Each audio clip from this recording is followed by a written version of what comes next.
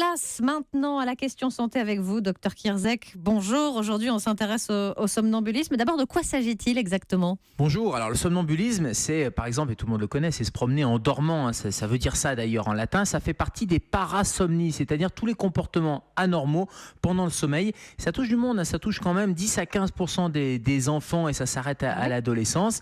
Alors on imagine quand on marche, les bras devant, les yeux fermés, mais c'est pas uniquement ça, il y a des formes à minima, c'est tout simplement s'asseoir, aller manipuler un peu les couvertures, tout ça dans son sommeil et puis hop, se rallonger et se remettre à dormir. Mais il y a des comportements beaucoup plus complexes, notamment conduire une voiture, diriger un orchestre, alors évidemment sans les musiciens, ou écrire ses emails. Vous avez des somnambules qui vont se lever, écrire des emails de manière un peu mécanique et venir se recoucher, tout ça pendant leur sommeil. Et ça peut être dangereux, hein, ces crises de somnambulisme.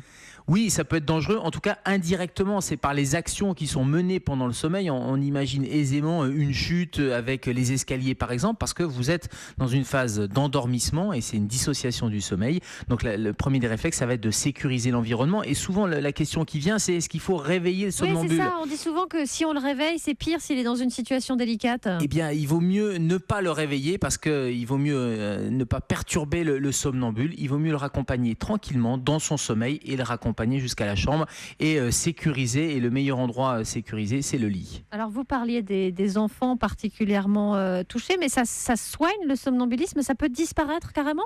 Oui, ça peut disparaître spontanément. Alors ça se soigne, j'allais dire le premier traitement, c'est on sécurise, on l'a dit, ça veut dire qu'il faut fermer tous les endroits qui sont dangereux pour les rendre inaccessibles. Si votre enfant, par exemple, est somnambule, il faut éviter les lits superposés, évidemment. Ensuite, on va pouvoir le soigner en agissant sur la qualité du sommeil. Ça veut dire favoriser les horaires réguliers. Et puis, il y a des systèmes de réveil programmés, parce que généralement, le somnambule, c'est souvent en début de nuit. Donc, quand on a repéré à peu près l'horaire, il faut le réveiller 15 à 20 minutes avant. Et puis, l'hypnose peut fonctionner. Et si vraiment, en dernier recours, on n'a pas le choix, il y a des médicaments comme les benzodiazépines ou certains antidépresseurs qui peuvent fonctionner. Merci, docteur Kierzek, et à tout à l'heure, 10h dans Allo Europe 1 avec Thomas Touroud.